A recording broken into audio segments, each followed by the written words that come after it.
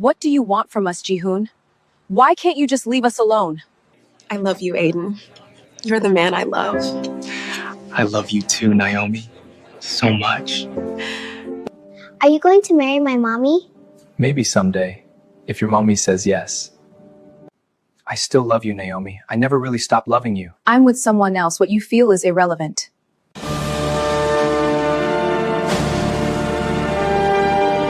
Naomi's grip on Kiara's hand tightened as Jihoon took a step toward them, his mouth opening to speak. She didn't give him the chance. With deliberate, measured movements, she turned and began walking away from the ice cream cart, her daughter's small hand secure in hers. Her face was composed, blank, giving nothing away. But inside, her heart hammered against her ribs like it was trying to escape her chest. "Naomi, wait. Please." His voice carried across the park, desperate and raw in a way she'd never heard before. She stopped walking but didn't turn around. Her spine straightened, shoulders pulling back. Kiara looked up at her, chocolate ice cream already smeared across her chin, confusion clear in those dark eyes that were so heartbreakingly similar to her father's. "Mommy, why is that man calling you?" "Eat your ice cream, baby," Naomi said softly, her voice steady even though everything inside her was screaming. She heard his footsteps on the grass behind her, closer, too close. The air shifted and she knew he was right there, just a few feet away. She could feel his presence like a physical weight pressing against her back. 4 years of distance, 4 years of carefully constructed walls, and he'd managed to demolish them in seconds just by saying her name. Her fingers trembled slightly where they held Kiara's hand. She forced them to still. Naomi. Just her name. That was all he said. But the way he said it, broken and pleading and full of everything they'd lost, made something crack in her chest. She hated him for it, hated herself more for feeling it. She turned slowly, face carefully blank. He stood 3 feet away, his expensive suit jacket gone, black shirt sleeves rolled up to his elbows. His hair was disheveled like he'd been running his hands through it. His eyes were red-rimmed and wild. He looked nothing like the composed businessman who'd sat across from her in the conference room on Friday. He looked devastated, destroyed, like someone had reached into his chest and ripped out his heart. Good, she thought viciously. Now he knows how it feels. But looking at him, really looking at him for the first time since the park encounter began, she noticed other things too. The lines around his eyes that hadn't been there before. The way his hands shook slightly at his sides. The pallor beneath his tan. He looked older, tired, like something had carved pieces out of him and left the empty spaces to fester. "Not here," she said quietly, her voice cold and controlled. "Not in front of her. I need to know, please. I need—" His voice cracked completely, breaking on the last word. "I said not here, Jihoon." She kept her tone firm, final, letting him hear the steel beneath the words. She reached into her purse with her free hand and pulled out a business card. Her fingers didn't shake as she held it out to him, even though her heart was racing so fast she felt lightheaded. "My office. Monday, 9 a.m. Come alone." He took the card like it was made of something precious and fragile. His fingers brushed hers for just a second, barely a whisper of contact, but electricity shot up her arm and she hated her body for betraying her. Hated that after everything, after 4 years of building a life without him, her skin still recognized his touch. She pulled her hand back quickly, curling her fingers into a fist at her side. "Monday," he repeated, his eyes searching her face desperately, looking for something. Forgiveness, maybe, or understanding. Or just confirmation that the little girl holding her hand was his daughter. "Naomi, that's all you get right now." She tucked Kiara closer to her side, creating a physical barrier between him and their child, between him and her. "Come on, sweetheart, let's go home." "Bye, mister." Kiara waved at Jihoon with her free hand, innocent and oblivious to the earthquake happening around her, to the way two adults were falling apart while trying to hold themselves together. Ji-hoon's face crumpled. For a second, just a second, his careful control shattered and raw anguish bled through. He lifted his hand in a weak wave, watching them walk away, and Naomi felt his eyes on her back the entire way to the parking lot. Every step felt like walking through concrete. Her legs were heavy, her chest tight, her throat burning with words she couldn't say.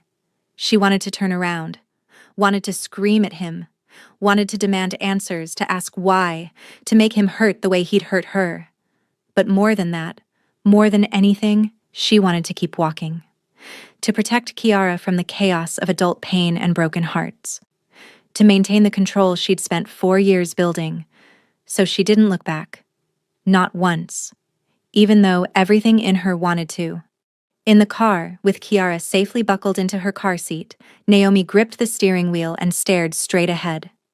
She could still see Ji-hoon in the rearview mirror, a lone figure in the crowded park, standing exactly where they'd left him. He looked lost, broken, like someone had taken away the only thing that mattered. Her hands tightened on the wheel until her knuckles went white.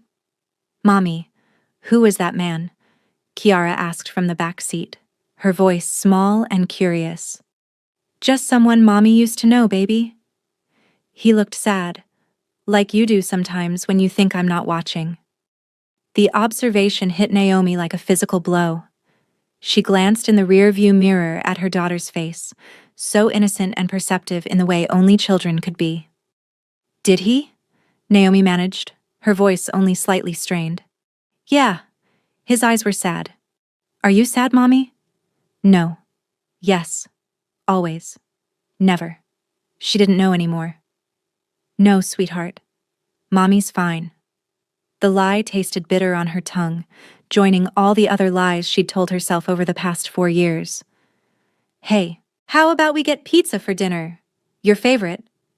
Kiara cheered, the serious moment forgotten in the excitement of pepperoni and cheese, and the conversation shifted to toppings and whether they could watch a movie after.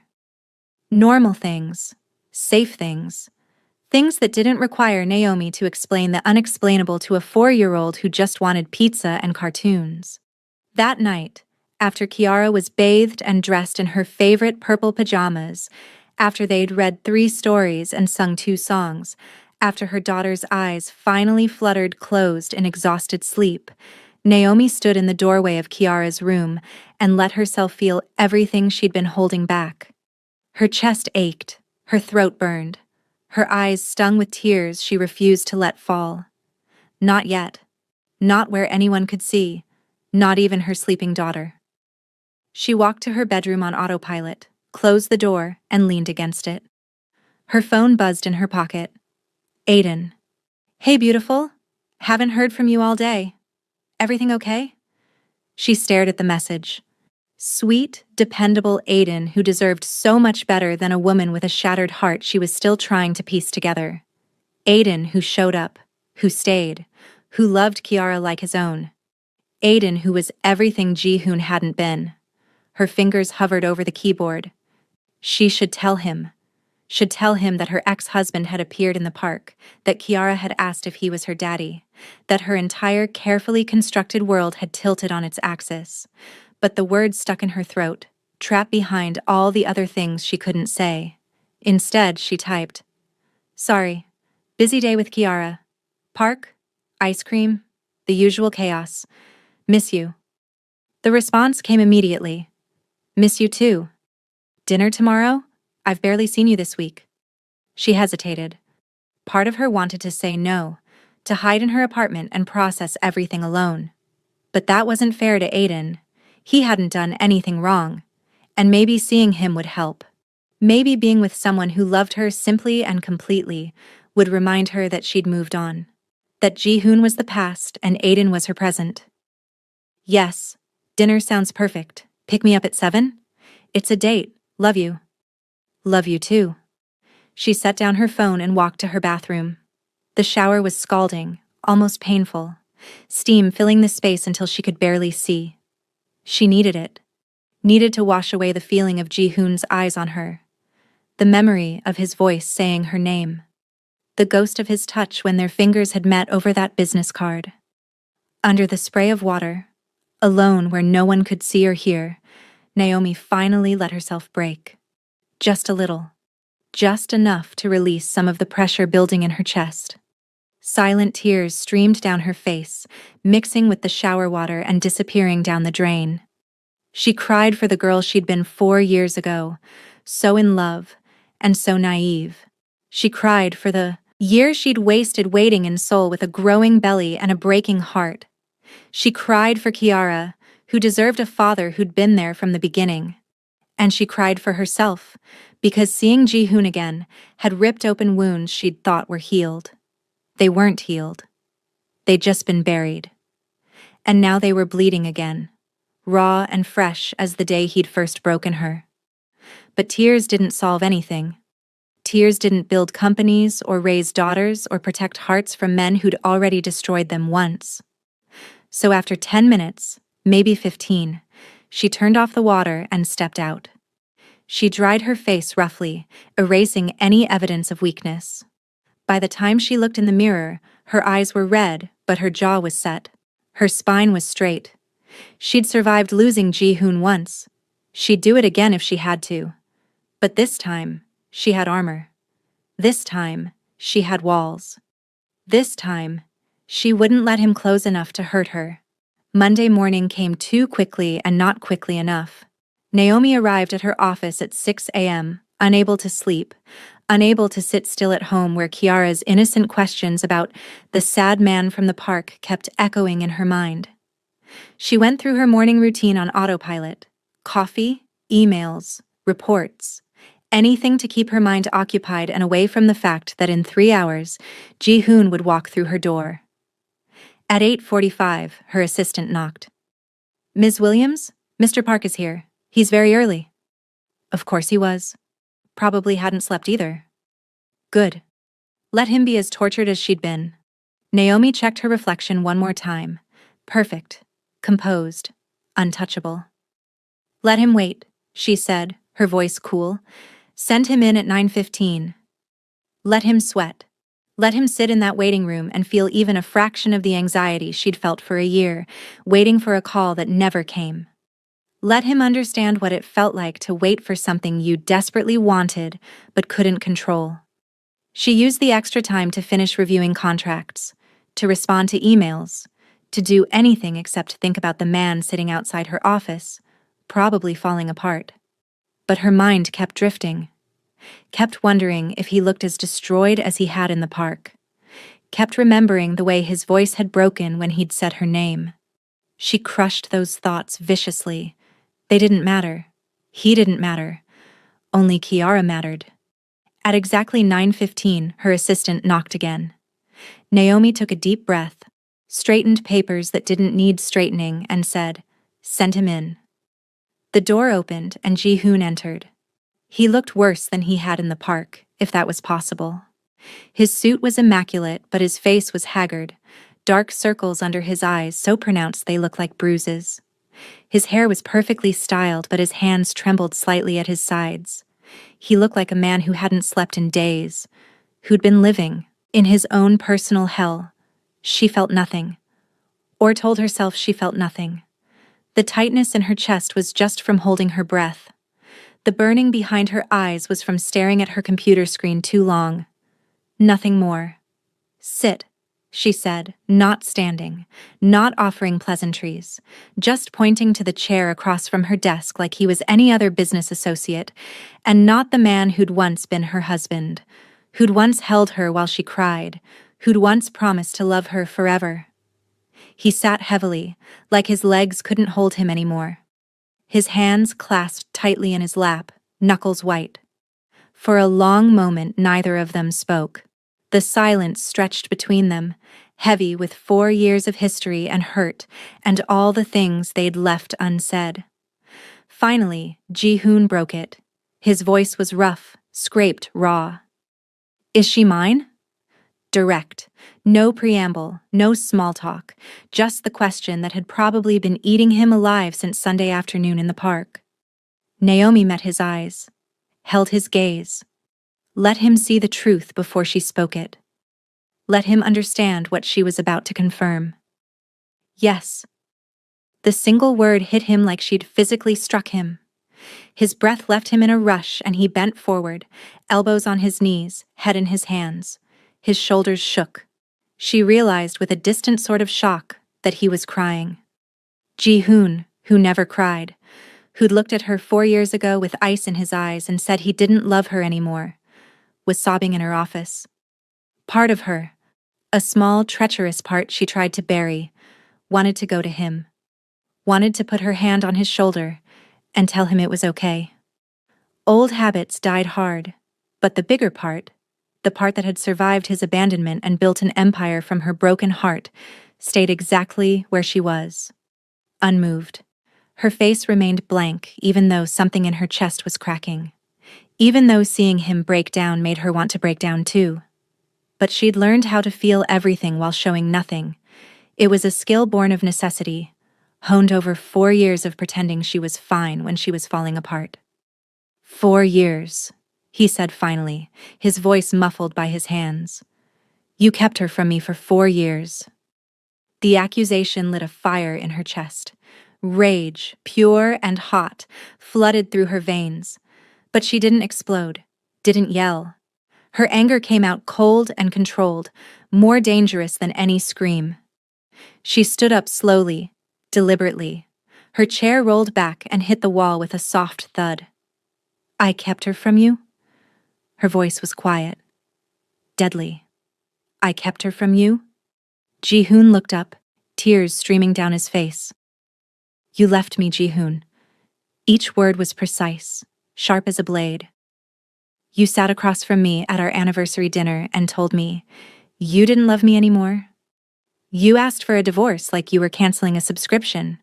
So don't you dare sit in my office and accuse me of keeping anything from you. You were pregnant, he whispered. You should have told me. I tried. The control slipped for just a second, her voice rising before she caught it, brought it back down. Her hands pressed flat against her desk, the only thing keeping her grounded. Do you know what I did after you left? After the divorce papers came? He stared at her, frozen. I stayed. Her voice was shaking now, but she couldn't stop. Wouldn't stop. 4 years of buried words were clawing their way out. I stayed in Seoul for a whole year, Ji-hoon. A whole year in that apartment that smelled like you. Sleeping in a bed that felt too big, waiting for you to come back. Naomi, I'm not finished. She held up her hand and he fell silent. I found out I was pregnant 2 weeks after you left. 2 weeks. I was terrified and alone, and the man I loved, the man whose child I was carrying, didn't want me anymore. Her voice dropped, became something haunted. But I thought maybe if I waited, you'd realize you'd made a mistake. Maybe you'd come back, and I could tell you about the baby and we could be a family. Ji-hoon's face was pale, his hands gripping the armrests of his chair like he might fall over without them. I went to every doctor's appointment alone. The words came out flat now, emotionless, like she was reciting facts instead of reliving trauma. But inside, she was screaming. Every single one. Do you know what that's like? Sitting in a room full of couples, holding hands, excited about their babies, while I sat by myself? The nurses would ask about the father and I'd lie. I'd say you were traveling for work. Because I was too ashamed to admit that my husband left me and didn't even know I was pregnant. I didn't know, Ji-hoon whispered, his voice broken. Naomi, I swear I didn't know. I waited. Her palm hit the desk and the sound cracked through the office. I waited 3 months, 6 months, 8 months, my belly growing bigger every day, our daughter kicking inside me, and I waited for you to call, to text, to show up at the door and tell me you'd made a mistake. But you never did. If I had known, would it have mattered? She leaned forward, her voice dropping to something dangerous. You said you didn't love me, Ji-hoon. You said our marriage was a mistake. Would knowing about the baby have changed that? Or would you have come back out of obligation, out of duty? Is that what you think I wanted? He opened his mouth, but nothing came out. I was 8 months pregnant when I saw the photos, Naomi said quietly, the anger burning through her, leaving exhaustion in its wake. She sat back down slowly, like her legs couldn't hold her anymore. You and that actress, Lee Minji, entertainment news, photos everywhere. You looked happy. You were smiling and touching her arm and taking her to expensive restaurants. She looked at him directly, let him see the devastation those photos had caused. While I was alone, carrying your child, you were moving on. Ji-hoon's face crumpled. It was nothing. PR for the company. My father set it up. The divorce tanked our stock prices. He needed damage control. I don't care. And she meant it. Or she wanted to mean it. I saw those photos and I realized you weren't coming back. You'd moved on. So I deleted your number and I stopped waiting. And 3 weeks later, I gave birth to our daughter alone. Her voice didn't break, but her hands trembled in her lap. She clasped them together tightly. No one held my hand during labor. No one told me I was doing great. Just me and a team of nurses who didn't know me, bringing a whole human being into the world while the father was in Seoul living his life like we never existed. The silence that followed was deafening. Ji-hoon was openly sobbing now, his face in his hands, his whole body shaking. And despite everything, despite the 4 years of pain and anger and survival, part of Naomi wanted to go to him, wanted to comfort him the way she used to when the world felt too heavy. Her body remembered even if her mind had learned better. She crushed that impulse, ground it into dust. He didn't deserve her comfort. He'd made his choice. What's her name? He finally asked, his voice barely audible through his tears. Kiara Williams. Not Park? No, not Park. The words were hard, final. She's mine. I carried her. I gave birth to her. I've raised her for 4 years without you. She has my name. He flinched like she'd slapped him. His face was a portrait of agony, but Naomi felt her resolve harden rather than soften. Good. Let him hurt. Let him feel even a fraction of what she'd felt. Why didn't you tell me after? He asked desperately. After she was born? You could have called, and say what? She cut him off, her voice sharp. Hi, remember me? Your ex-wife you didn't love anymore? Well, surprise, you have a daughter. Want to be a dad now? She laughed, but there was no humor in it, only bitterness. You made it clear you didn't want me in your life. Why would I force our daughter on you? She's not a burden. She could never be. I didn't say she was. Naomi's voice hardened further, ice forming over the cracks in her armor. But I wasn't going to beg you to be a father. I wasn't going to trap you with a child. You got what you wanted. Freedom. A fresh start. And I got Kiara. The best thing that ever came from our disaster of a marriage. Ji-hoon stood up abruptly, took a step toward her. She held up her hand and he froze mid-step. Don't come any closer. Naomi, please, let me explain why I asked. For the divorce. Let me tell you, I don't want to hear it. She moved around the desk, putting more distance between them. Her heart was racing, but her face stayed composed. Your reasons don't matter anymore. What's done is done. They do matter. His voice rose, desperate and pleading. If you'd just let me explain. Fine. She crossed her arms over her chest, a physical barrier between them. Explain. Tell me why you looked me in the eyes and said you didn't love me. Tell me why you threw away 3 years of marriage. Go ahead. I'm listening. He took a shaky breath, ran his hand through his hair. For a moment he looked like he might break down again. Then he straightened, met her eyes, and said the words that would change everything. I was sick. I was dying. The floor dropped out from under her. Everything stopped. Her breath, her heart. Time itself seemed to freeze. She stared at him, certain she'd heard wrong. What? 3 weeks before our anniversary. His voice was steady now, like he'd been rehearsing this. Or maybe he was just too tired to hide anymore. I found a lump. Went to the doctor. They did tests, scans, biopsies. He pulled out his phone with shaking hands, scrolled through photos, held it out to her. She didn't take it. Didn't move. Couldn't move. Testicular cancer. Stage 2. They said I needed immediate surgery, chemotherapy. They couldn't promise I'd survive. Naomi's mind went blank. White noise filled her ears. This wasn't real. This couldn't be real. I was 28 years old, Ji-hoon continued, his voice breaking. And they were telling me I might die. And all I could think about was you, about putting you through that, about you watching me waste away, watching chemo destroy me, maybe watching me die.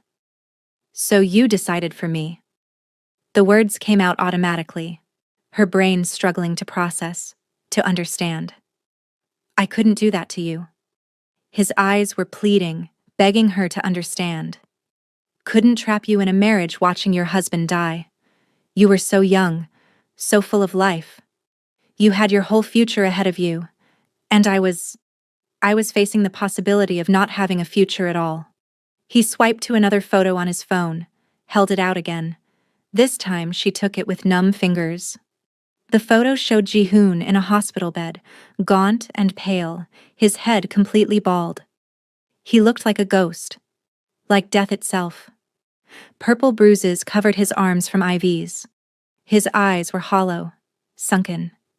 She barely recognized him. I had the surgery not long after the divorce was finalized.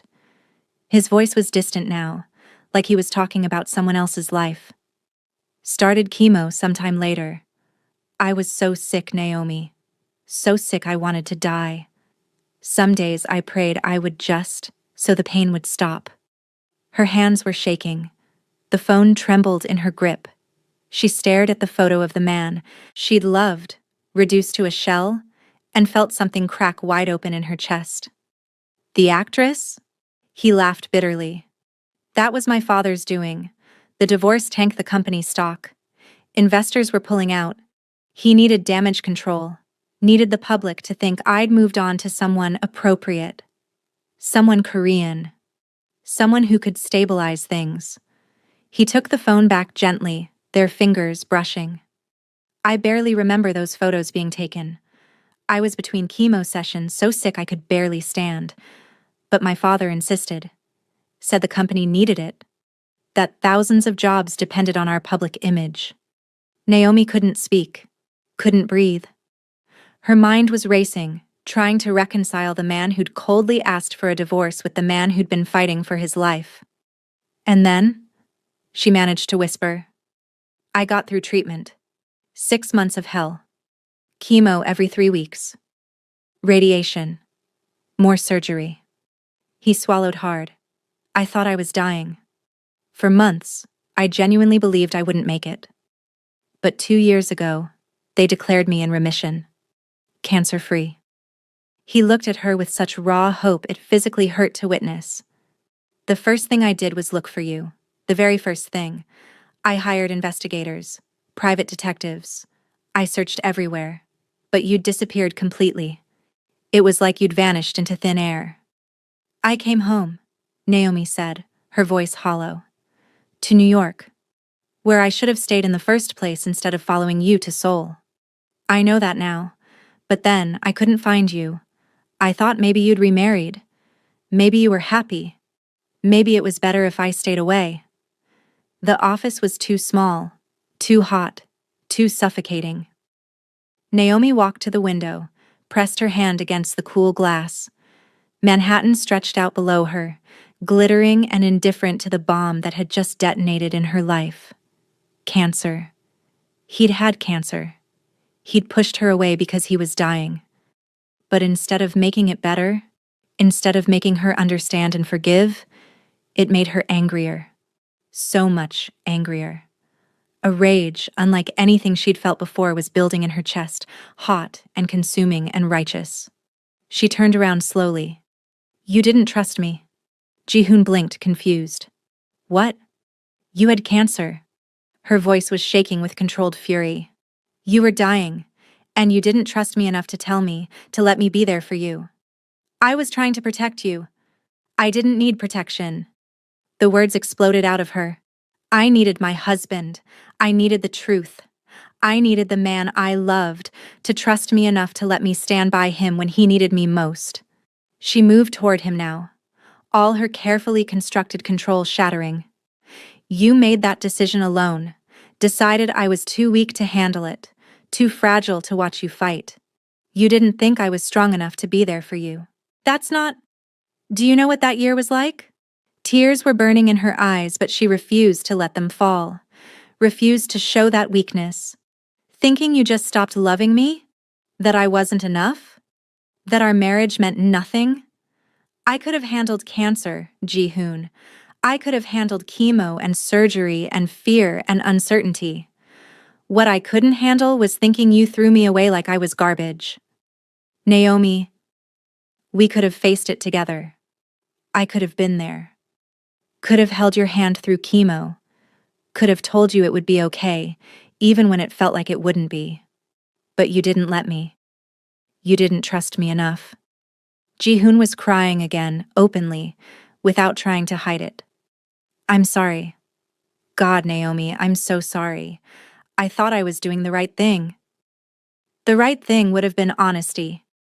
She was shaking now, her whole body trembling with emotion she couldn't contain anymore.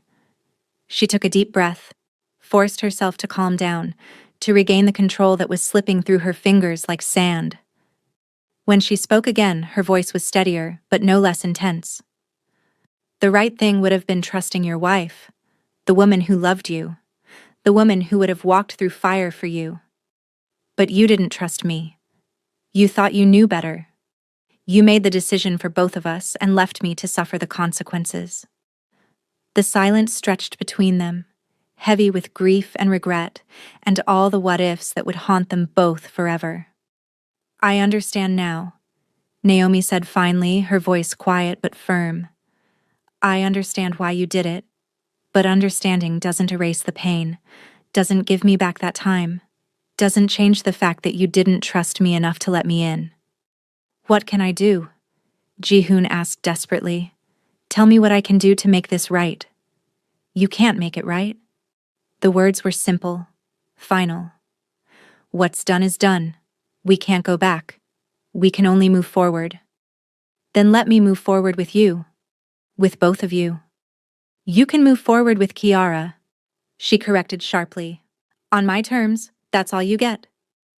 She sat down at her desk, back in CEO mode, back in control. Her hands were steady as she laced her fingers together on the desk's surface. You want to know your daughter? Here are my terms. You don't tell her you're her father. Not yet. Not until I decide she's ready. She's 4 years old. She doesn't need that confusion right now. But she asked if I was her father. And you'll tell her you're a friend of Mommy's. That's all. She doesn't need the truth dumped on her before she can process it. Ji-hoon looked like she'd stabbed him, but he nodded slowly. Okay. What else? All interactions are supervised. By me. You don't get alone time with her until I decide you've proven yourself. Every meeting, I'm there. Every phone call, I'm listening. Every minute you spend with her is on my terms. For how long? As long as it takes. She met his eyes, let him see the steel in hers. You hurt me, Ji-hoon. I survived that. But if you hurt her? If you walk into her life and then disappear when things get hard, if you make her one promise you don't keep, I will destroy you. Your company, your reputation, everything. Do you understand me? I would never. You already did. Her voice cut through his protest like a knife. To me. What's to stop you from doing it to her? Because I know what I lost. His voice rose with desperation. I lost you. I lost 4 years with my daughter. I lost everything that mattered. I won't make that mistake again. Words are easy. She stood up, walked to the door, her hand on the handle. Actions are what matter. Wednesday, 3 p.m. There's a cafe near Central Park called Sweet Dreams. Family friendly. We'll meet there. 1 hour. That's what you get. Thank you. He stood quickly, looking at her like she'd given him the sun and moon instead of 1 supervised hour. Thank you, Naomi. I won't let you down. I won't let her down. See that you don't. She opened the door, a clear dismissal. And Jihoon? Don't be late. I won't wait for you. Not anymore. He walked to the door, stopped right in front of her. They were close, closer than they'd been in 4 years. She could smell his cologne, the same one he'd always worn. Could see the gold flecks in his dark eyes. Could remember what it felt like to be loved completely by him. I still love you, he said quietly, just for her. I never stopped. Even when I was dying, even when I thought I'd never see you again, I loved you.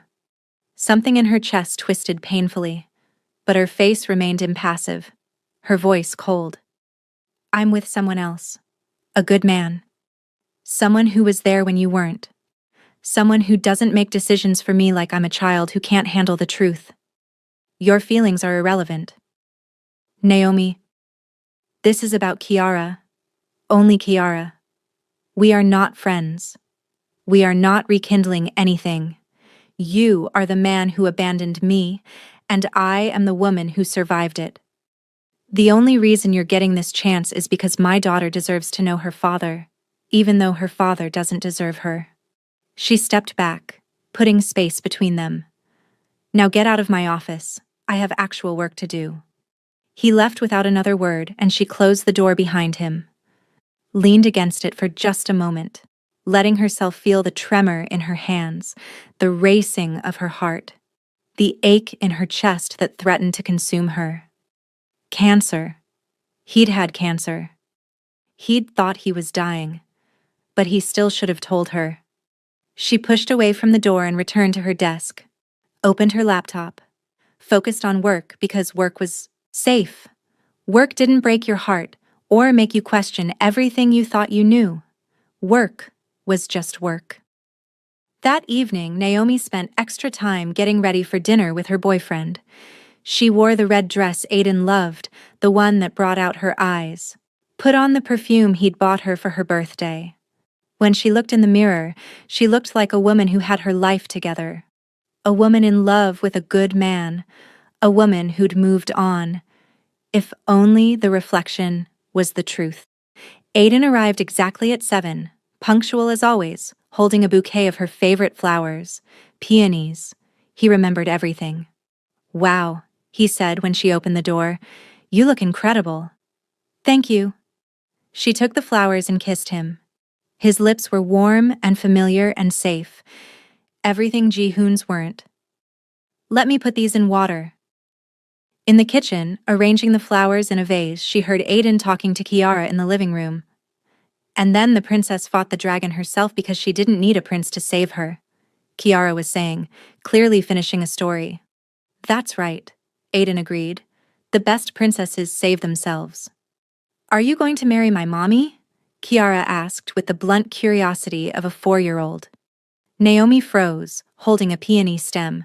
Aiden laughed, but it sounded a little nervous. Maybe someday, if your mommy says yes. Would that be okay with you? Yeah, you're nice. And you play with me. Not all grown-ups play. Naomi's chest tightened. Aiden was good with Kiara. Patient and kind and present. Everything a father should be. Everything Jihoon hadn't been. She walked back into the living room with the vase. Ready? She asked, her voice bright. Aiden stood, kissing Kiara on the head. Be good for Grandma, kiddo. I'm always good, Kiara protested, making them both laugh.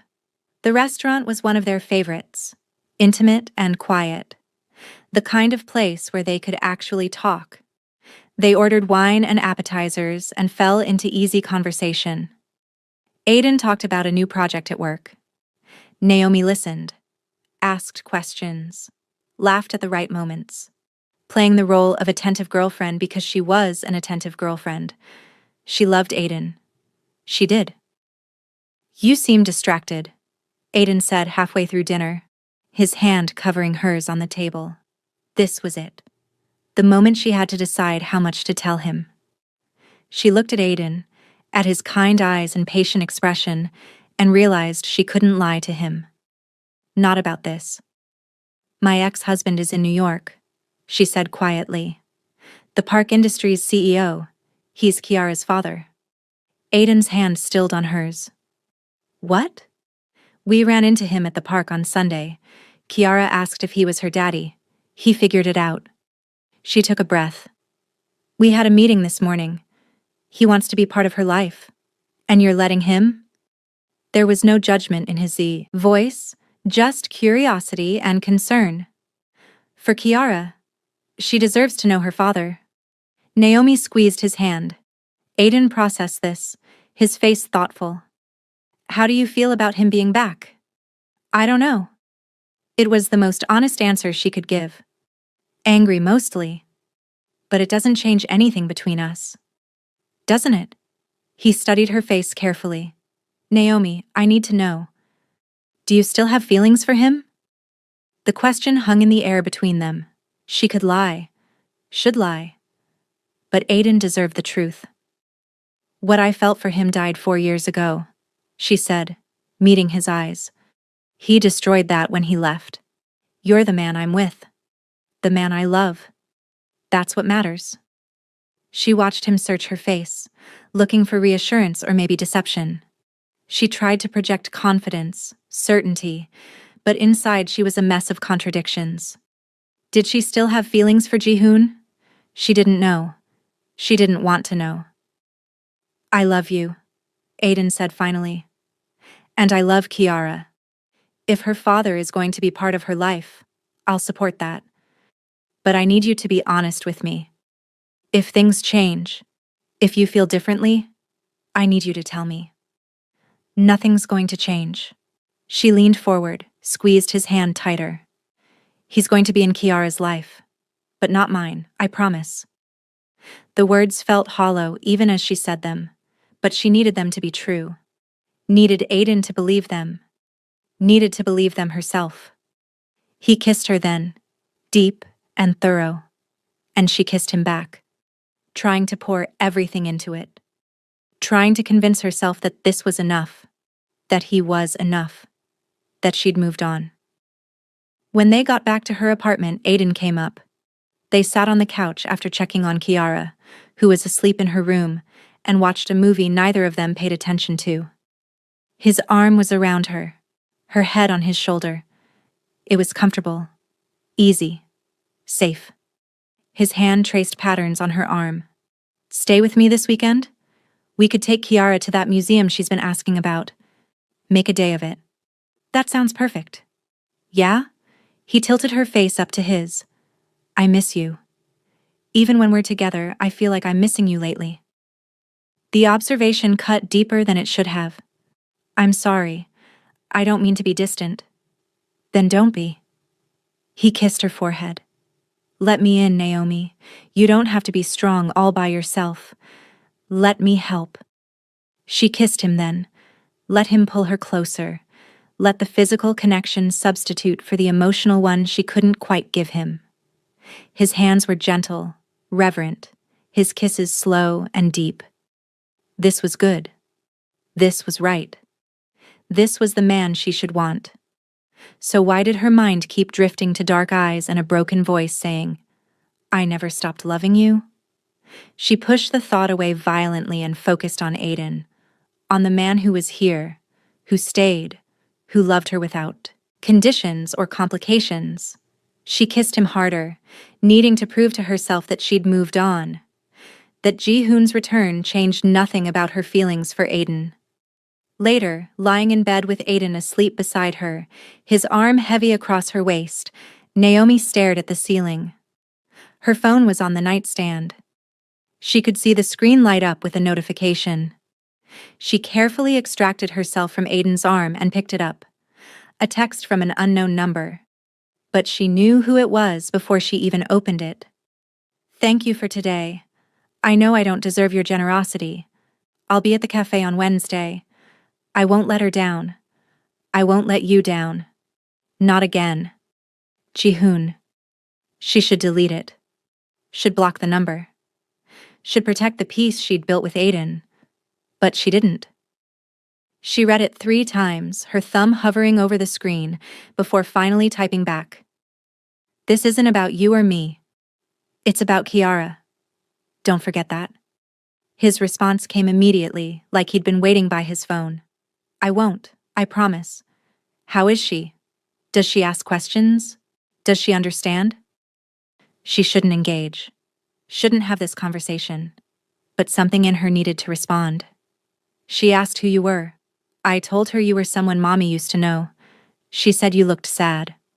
A long pause. Then, I am sad. I'm devastated. I missed 4 years of her life. 4 years I can never get back. Then don't miss any more. I won't. I swear on everything I am, I won't miss another moment. She should stop. Should say goodnight and put the phone down and curl up next to Aiden and forget this conversation happened. But her fingers kept moving. She likes dinosaurs. And the color purple. Her favorite food is mac and cheese, but only the kind with the cartoon characters. She's scared of the dark, so she sleeps with a nightlight. She asks about her father sometimes. I never knew what to tell her. She watched the 3 dots appear and disappear several times before his response came. What did you tell her? That he was far away. That it wasn't his fault or hers. I tried to protect her from the truth. That her father chose to leave before he even knew she existed. Naomi, I'm so sorry. If I could go back. You can't. None of us can. We can only move forward. Then let me move forward with you. Let me be there for both of you. She stared at those words for a long time. The audacity of it. The presumption. He thought he could just walk back into their lives and they'd be a family. Like the past 4 years didn't matter. Like the pain didn't count. You can move forward with Kiara. That's all you get. For now. But Naomi, I meant what I said. I never stopped loving you. I don't care how you feel, Ji-hoon. A long pause this time. Then, do you love him? The question felt invasive, inappropriate. None of his business. But she answered anyway. Yes. The way you loved me? That's none of your business. I need to know. Do you love him the way you loved me? Does he make you feel what I made you feel? He makes me feel safe, cherished. That's more important than anything you made me feel. That's not an answer. It's the only answer you're getting. Stop texting me. I'll see you Wednesday. She turned off her phone and put it face down on the nightstand. Aiden stirred beside her, his hand reaching for her in his sleep. She let him pull her close, his body warm and solid against her back. This was where she belonged. In this bed, with this man, building this life. Not texting her ex-husband at midnight like some lovesick teenager. But sleep didn't come easily. Her mind kept replaying the conversation, kept hearing Ji-hoon's voice in her office, kept seeing the devastation on his face when she confirmed Kiara was his. She'd wanted him to hurt, had wanted to make him feel even a fraction of what she'd felt. But now that she had, it didn't feel as satisfying as she'd imagined. It just felt sad. Wednesday arrived with typical New York speed, the days between Monday and now blurring together in a haze of meetings and emails and pretending everything was normal. Naomi had told Kiara they were meeting a friend for hot chocolate. Kiara had been excited, chattering all morning about whether she could get whipped cream and chocolate sprinkles. Now, standing outside the cafe at 2:55, holding Kiara's small hand in hers, Naomi felt her heart racing. This was it. The moment Ji-hoon would officially meet his daughter. Not an accident in the park, not a glimpse from across a conference room, a real, intentional meeting. "Mommy, you're squeezing too hard," Kiara complained. "Sorry, baby." Naomi loosened her grip. "Are you excited for hot chocolate?" "Yes. And you said your friend is nice, right?" "Right. What's his name?" "Ji-hoon." Kiara tested the name out. "Ji-hoon, that's a funny name." Despite everything, Naomi smiled. It's Korean. He's from Korea. Like my friend Mina at school. She's Korean too. That's right. The door to the cafe opened and Ji-hoon stepped out. He'd been waiting inside, probably too nervous to stay seated. He looked different than he had in her office, less polished. He wore jeans and a simple sweater like he was trying to look approachable. Unthreatening. His hair was slightly messy and his eyes were anxious. When he saw Kiara, his entire face transformed. The anxiety melted into wonder. He crouched down to her level slowly, carefully, like he was afraid of scaring her. Hi, Kiara, he said, his voice soft. I'm Ji-hoon. Your mom and I are old friends. Kiara studied him with the intense scrutiny only children possess. You're the man from the park. I am. Is it okay if I have hot chocolate with you? Kiara looked up at Naomi, seeking permission. Naomi nodded. It's okay, baby. Okay, Kiara said, turning back to Ji-hoon. But I get to sit by the window. Ji-hoon laughed, and the sound was so genuine, so full of joy, that it made Naomi's chest ache. The window seat is all yours. They went inside and settled at a corner table. Kiara took the coveted window seat. Naomi sat beside her, and Ji-hoon across from them. He'd brought a small stuffed animal, a purple dinosaur, which he set on the table tentatively. I heard you like dinosaurs, he said, and purple. So I thought maybe you'd like this. Kiara's eyes went wide. For me? If you want it. She looked at Naomi again. Can I, Mommy? Yes, you can. Kiara grabbed the dinosaur and hugged it to her chest. Thank you, Mr. Ji-hoon. I'm going to name him Buddy. Buddy is a perfect name, Ji-hoon said, and his eyes were suspiciously bright. They ordered hot chocolate for Kiara, coffee for the adults. Kiara got her whipped cream and sprinkles and immediately had a foam mustache, making them all laugh. It was surreal, sitting there like a normal family, like they did this every week. Like Ji-hoon hadn't been absent for Kiara's entire life. So Kiara, Ji-hoon said, his voice careful. Your mom tells me you're 4 years old. What's your favorite thing about being 4? I can write my name now. Wanna see? Without waiting for an answer, Kiara grabbed a napkin and borrowed Naomi's pen, carefully writing Kiara in wobbly letters. That's wonderful, Ji-hoon said, examining it seriously. Very good handwriting. Mommy says I'm smart. I'm going to be a scientist when I grow up, or maybe a dinosaur doctor. A paleontologist, Naomi supplied. Yeah, that. I'm going to find dinosaur bones and put them back together. That sounds like an amazing job, Ji-hoon said. I think you'd be great at it. Naomi watched them interact, watched Ji-hoon hang on every word Kiara said like she was reciting poetry instead of rambling about dinosaurs, and her friend Emma and her favorite cartoon. He was completely entranced, and Kiara, naturally social and friendly, was warming up to him quickly. Do you have any kids? Kiara asked suddenly, the question innocent and devastating. Ji-hoon's eyes flickered to Naomi. She gave the smallest shake of her head. No, he said quietly. No kids. That's sad. Kids are fun. You should get some. Maybe someday, he said, his voice thick with emotion he was clearly trying to hide.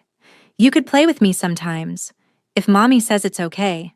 I like playing with grown-ups who actually play instead of just watching.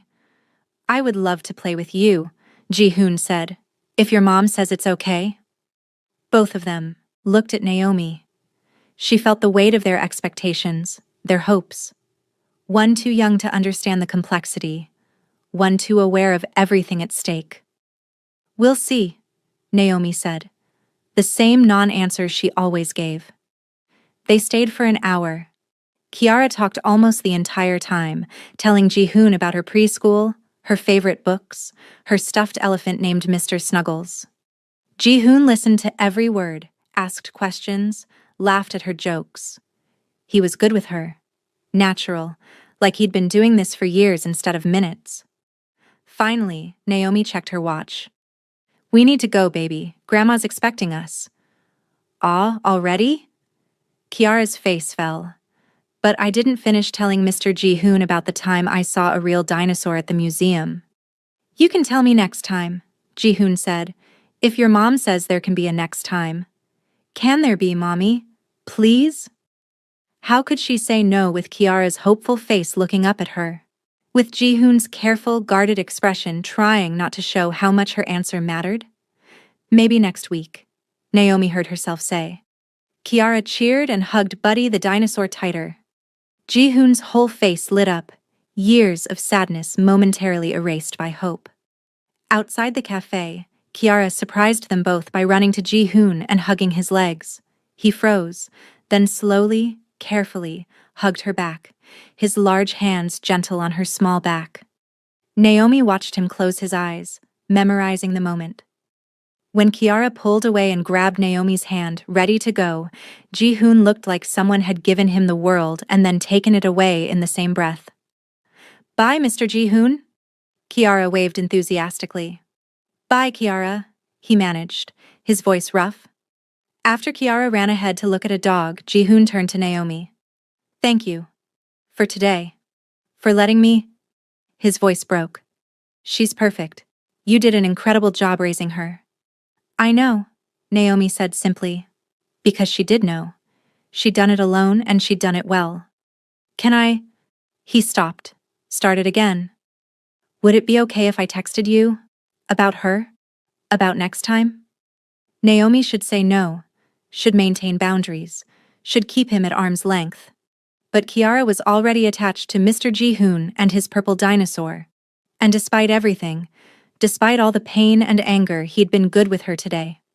Patient and kind and genuinely interested. Yes, but only about Kiara. Nothing else. Only about Kiara, he agreed quickly. I promise. She nodded and walked away, Kiara's hand in hers, not looking back even though she could feel his eyes following them. That night, after Kiara was asleep clutching Buddy the dinosaur, Naomi's phone buzzed. Thank you. I can't say it enough. She's the most amazing person I've ever met. You gave me the greatest gift today. Naomi stared at the message, then typed, I didn't do it for you. I did it for her. She deserves to know her father, even if he doesn't deserve to know her. I'll spend the rest of my life earning that right, I promise you. Promises are easy. Actions are what matter. Then watch my actions. Let me prove myself. She didn't respond, just turned off her phone and lay in bed, staring at the ceiling. Aiden was probably asleep in his apartment, unaware that her ex-husband had just spent an hour with their daughter, that he was slowly, carefully working his way into their lives. She'd told Ji-hoon the truth. This was about Kiara. Only about Kiara. Her daughter deserved a father who showed up, who tried, who loved her. And if Ji-hoon could be that father, then Naomi would let him. For Kiara's sake, but for herself? The door to her heart was closed, locked, sealed. Ji-hoon could be in Kiara's life, but he would never, ever be in hers again. She belonged to Aiden now. Good, stable, present Aiden who loved her without conditions. That was enough. It had to be enough. Even if some small, traitorous part of her heart whispered that it wasn't. If you're dying to know what happens next, hit that subscribe button right now. Is Naomi really over Ji-hoon? Or is she lying to herself? Can Aiden compete with the history she shares with her ex? And will Ji-hoon's groveling be enough to earn his way back into their lives? Drop a comment below and tell me, are you Team Aiden or Team Ji-hoon? And smash that like button if you're absolutely hooked on this story. Episode 3 is coming soon, and trust me, things are about to get so much more complicated.